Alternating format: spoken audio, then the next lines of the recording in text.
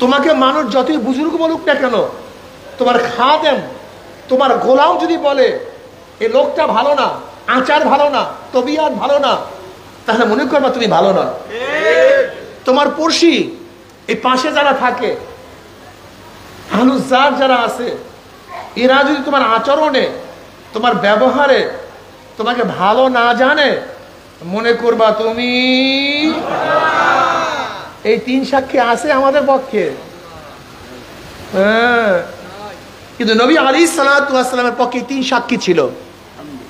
এইমাত্র আম্মাজান খাদিজা কুবরা রাদিয়াল্লাহু তাআলা আনহার কথা বললাম, তার গোলামের কথা বললাম, একজন পুরুষের কথা বলি।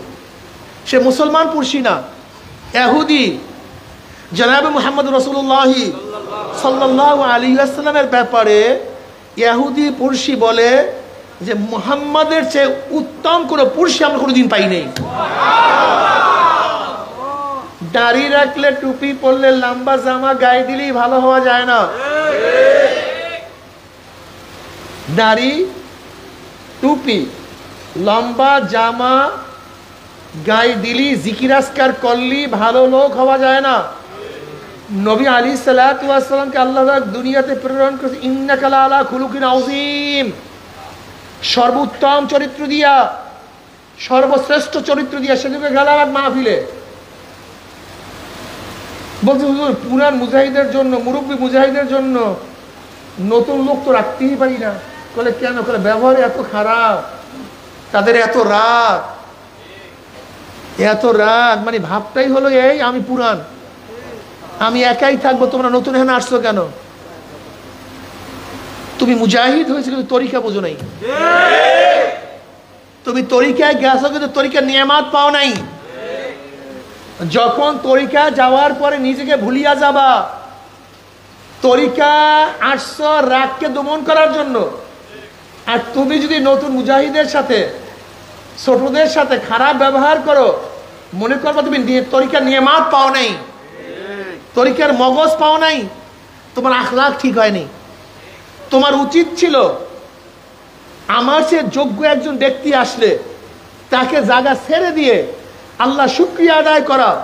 আল্লাহ, আমি যখন আসছিলাম তখন যোগ্য লোক ছিল না, আল্লাহ আমার মেহনতের কারণে, আমাদের চেষ্টার কারণে, আমাদের সাধনার কারণে আজকে নতুন লোক চলে আসছে। ভাই ওয়েলকাম, ধন্যবাদ, তুমি দায়িত্ব পালন করো, তোমার সহযোগী হিসাবে আমি কাজ করব। কিন্তু এখন অবস্থা নাকি তুই কে না বানা, তুই কবে আসছো, তুই তরিকার বুঝু কি, তুই তরিকার বুঝু কি, কবে আসছো? আমি 80 বছর 40 বছর পর্যন্ত সর্বনায় যাই, বাস। আপনি তরিকা বুঝেন নাই।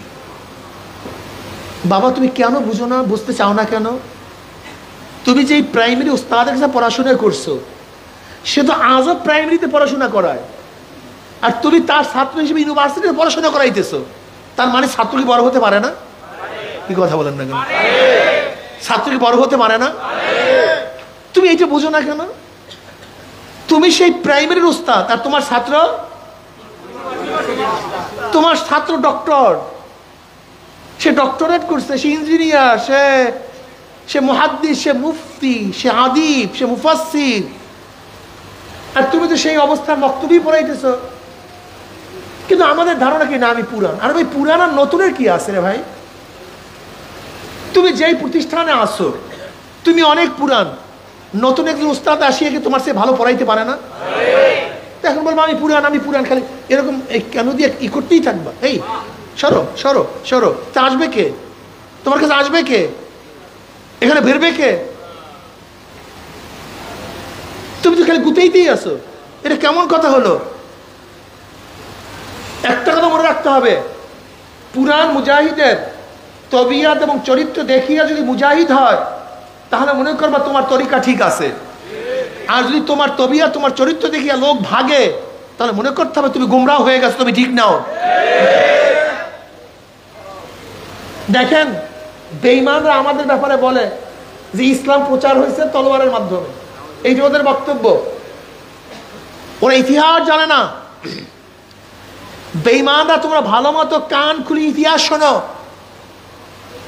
মোহাম্মদ বিন কাসিম রহমতুল্লাহ আলাইহি প্রথম 712 ঈসাই সালে, 700 12 ঈসাই সালে ব্যাকরণের পথ ধরে 5000 সৈন্য নিয়ে রাজা দাহিরের 1,00,000 সৈন্যের বিরুদ্ধে মোহাম্মদ বিন কাসিমের সৈন্য সংখ্যা কত ছিল ভাই? হ্যাঁ বাচ্চা বলো, কত হাজার? কত হাজার? আর রাজা দাহিরের সৈন্য সংখ্যা 1,00,000। এটা মনে রাখবো সবাই মুসলমানেরা। এই 5000 সৈন্য রাজা দাহিরের 1,00,000 সৈন্যকে কারবার শেষ করে দিস, পরাজিত করছে। এমনকি রাজা দাহির ওই যুদ্ধে মারা যায়, ওই যুদ্ধে মারা যায়। বলতে পারেন এই তো প্রথম ভারতের উপর আক্রমণ, এর আগে তো আক্রমণ হয় নাই। সে আক্রমণ হয়েছিল কেন? একটা মহিলার অনুরোধের কারণে, একটা মহিলার আর্তনাদের কারণে। রাজা দাহিরের জলদস্যু কর্তৃক এক মুসলিম মেয়েকে অপমান করা হয়েছিল। ওই মেয়ে হাজ্জাজ বিন ইউসুফের কাছে নালিশ দিছে, মুসলমান ভাইরা জন্ম এবং জিন্দা থাকতে আমার উপরে অত্যাচার করবে, অবিচার করবে, জুলুম করবে, আর আপনারা জিন্দা থাকবেন, তা কিভাবে হয়? কোথায় ভারত আর কোথায় এরা? একজন মহিলা, তাও মুসলিম, চেনেও না। একজন মহিলা মুসলিম, সে কি হাজ্জাজ বিন ইউসুফের কাছে নালিশ দিয়েছিল যে মুসলিম ভাইরা জিন্দা থাকতে একজন মুসলিম মেয়ে অপদস্থ হয় কিভাবে, অপমানিত হয় কিভাবে। হাজ্জাজ বিন ইউসুফের কাছে তখন যথেষ্ট পরিমাণ সৈন্য ছিল না, সে সৈন্য প্রেরণ করবে এরকম কোন সৈন্য ছিল না। মোহাম্মদ বিন কাসিম 17 বছরের যুবক। কত বছরের যুবক? মুসলমান খুব ভালো মতো বুঝবা, বোঝার চেষ্টা করবা। সেগুন গাছের জন্মই সেগুন গাছ হয়, জন্ম হয় জন্ম হইয়াই জন্ম হয়, মুক্তার জন্ম মুক্তাই হয়। কি কথা ঠিক না? মুসলমানের জন্ম মুসলমান হয়েই হয়। তুমি মুসলমান, তুমি বেঈমান না। তুমি মুসলমান, তুমি হিন্দু না। তুমি মুসলমান, তুমি খ্রিস্টান না। তুমি মুসলমান, তুমি নাস্তিক না। তুমি কি ইতিহাস জানো না মুসলমানদের? হ্যাঁ, মাত্র 5000 সৈন্য, তাও ভালো ভালো সৈন্য ছিল না।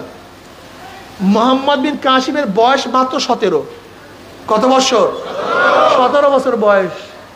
আর বর্তমানে দেখা যায় আমাদের মুসলমান সন্তানরা নামাজ পড়ে না। কি এই 3 সাক্ষী যার পক্ষে থাকে সে সর্বশ্রেষ্ঠ। কথাটা বুঝতে পারিনি। আপনাকে যতই বুজুর্গ বলুক না কেন, স্ত্রী যদি বলে আমার স্বামীটা ভালো না, আসলে তুমি ভালো না। তোমাকে মানুষ যতই বুজুর্গ বলুক